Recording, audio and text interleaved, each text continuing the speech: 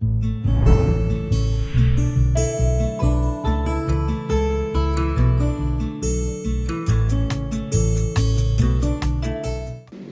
saudaraku, semoga Anda hari ini diberkati.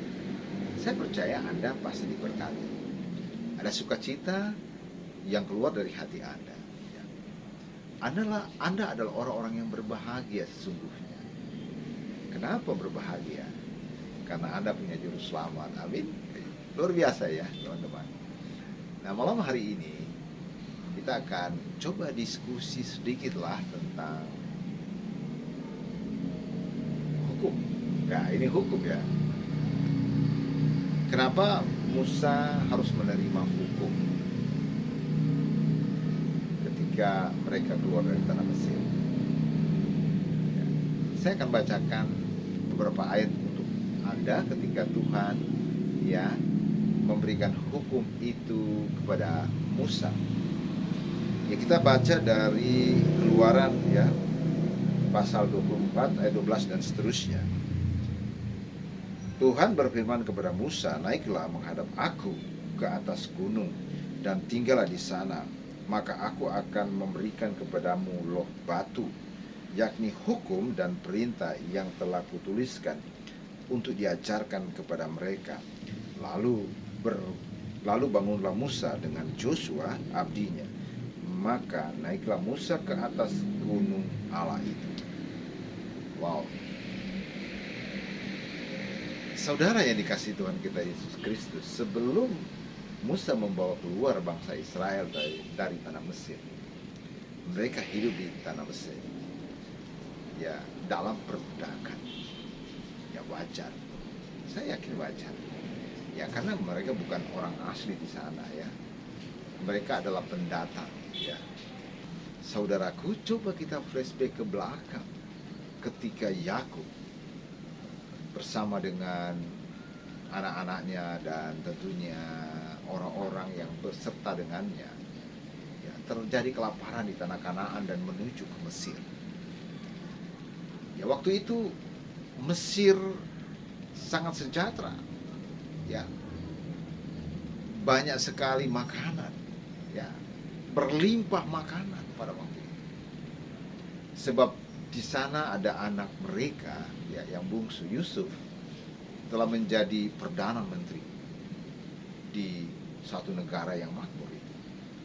Ketika mereka datang ke sana, mereka menjadi orang yang dihormati ya. Mereka adalah orang-orang Israel yang dihormati. Mereka mendapat makanan dan mereka berlimpah ya. Kebutuhan makanan, papan, semuanya berlimpah bagi mereka. Tidak ada masalah. Sebab Yusuf ya menjadi satu sosok yang dihormati sebagai perdana menteri yang memerintahkan, yang memerintah ya untuk mengatur segala sesuatu yang di tanah Mesir. Jelas di dalam catatan Alkitab kita bisa membaca itu. Lalu mereka di sana selama 400 tahun. Yakub mati ya, dan generasi meninggal, dan akhirnya masuklah dalam generasi Musa, Harun dan yang lainnya. Dan ketika itu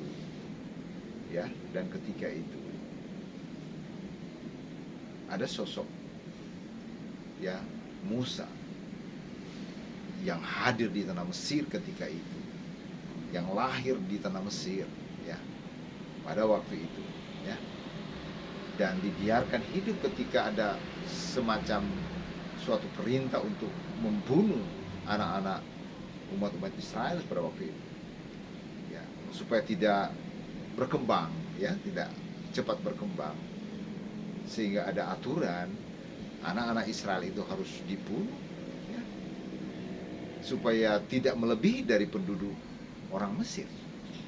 Dan Tuhan sendiri membiarkan Musa hidup. Itu dalam catatan Alkitab.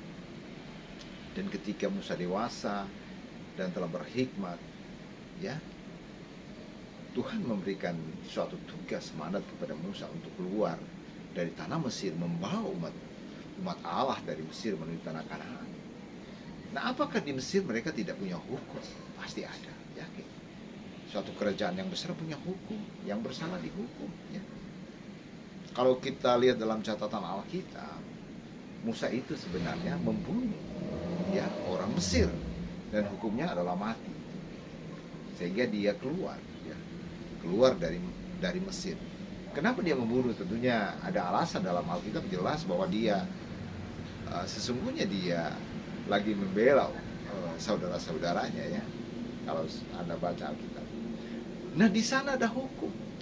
Suatu negara mempunyai hukum. Apakah hukum itu buruk? Ya, saya pikir hukum yang ada ketika di Mesir itu hukumnya bagus. Bagus untuk mengatur masyarakat di sana. Nah, ketika Musa membawa keluar umat Israel dari tanah Mesir menuju tanah Kanaan. Mereka cukup lama di perjalanan 40 tahun, maka perlu ada hukum. Ya, perlu ada hukum. Ini penting. Nah, sebab ketika tidak ada hukum, maka apa? Mereka bingung dan akan terjadi sesuatu yang berbahaya. Dan Allah memberikan hukum itu kepada Musa, yaitu 10 hukum. Tentunya dapat diterjemahkan dengan hal-hal yang lain, ya. Diberikanlah kepada Musa 10 hukum itu, yaitu hukum terkait dengan bagaimana kita menghormati Allah dan segala sesuatu, ya, sebagai Sang Pencipta, dan bagaimana kita bisa bersama dengan sesama manusia. Jelas hukumnya. Dan dibuatlah tata aturan yang lainnya. Tuhan memandu Musa membuatnya sehingga hukum itu menjadi sempurna. Ketika mereka keluar dari tanah Mesir menuju tanah Kanaan, dibuatlah hukum itu, digunakanlah hukum itu agar mengatur umat Israel. Dan mestinya hukum itu telah menjadi sesuatu yang sangat penting, dan tidak ada lagi orang yang menjadi jahat ya karena hukum itu. Dan dalam kenyataannya ya umat Allah, umat Israel terus melanggar hukum itu. Nah, hukum itu ya, sekali lagi hukum itu, kenapa Musa harus menerima hukum? Ya sebab jawabannya sangat sederhana, yaitu bahwa Allah mau umatnya hidup kudus berkenan kepadanya. Itu dia. Ya itu dia. Ketika di Mesir 400 tahun mereka di sana dan akhirnya mereka diperbudak. Apa mereka tidak hidup dalam damai dan sejahtera? Ya pasti ada juga yang hidup dalam damai dan sejahtera, ada juga yang tidak, karena mereka diperbudak. Nah, saudaraku yang dikasihi oleh Tuhan kita Yesus Kristus, sekali lagi, hukum adalah untuk mengatur kita di dalam segenap kehidupan kita. Seperti Musa menerima hukum itu ya di Gunung Sinai, dan Musa mengatur umat Allah itu dengan hukum yang ada, keluar dari tanah Mesir menuju ke tanah Kanaan. Nah, apakah hukum itu masih kita gunakan sekarang ini dalam implikasi kita dalam kehidupan sehari-hari? Pertanyaannya bagus. Saya yakin hukum-hukum Tuhan yang ada di Taurat, ya, kalau Anda baca di kitab Imamat, kitab Bilangan, kitab Ulangan, ya, hukum-hukum yang ada di situ sebenarnya secara implisit sudah terdapat di dalam hukum positif ya di negara kita. Sehingga kita yang hidup di dalam suatu negara yang tidak menjalankan hukum Taurat itu secara hukum agama itu, maka kita harus menghormati hukum yang ada sekarang ini. Sebab hukum yang ada sekarang ini tentunya itu muatannya, kandungannya sama dengan hukum Tuhan. Rasul Paulus bilang Rasul Paulus katakan kepada eh, ketika itu surat Rasul Paulus mengatakan bahwa ya, pemerintah itu berasal daripada Allah dan membalaskan segala sesuatu yang terkait dengan kejahatan manusia. Artinya bahwa ketika pemerintah membuat hukum, ya, maka itu berasal daripada Allah. Lalu Rasul Paulus juga mengatakan tentang orang-orang yang tidak percaya kepada hukum Taurat. Ketika mereka melakukan kebaikan seperti yang ada dalam hukum Taurat, maka di dalam hati mereka ada Taurat. Ya, itu esensinya teman-teman ya. Ini harus kita pahami bersama. Itu esensinya. Jadi hukum sekali lagi mengatur kehidupan kita agar kita tahu siapa Allah Sang Pencipta kita, namanya, dan kita hidup kudus berkenan kepadanya, dan kita bisa hidup sesama bersama dengan teman-teman kita, saudara kita, hidup damai dan sukacita. Ketika dalam Kristus, ya, sudah sangat jelas. Ketika kita menjadi pribadi Kristus, maka mestinya kita sudah level lebih tinggi lagi.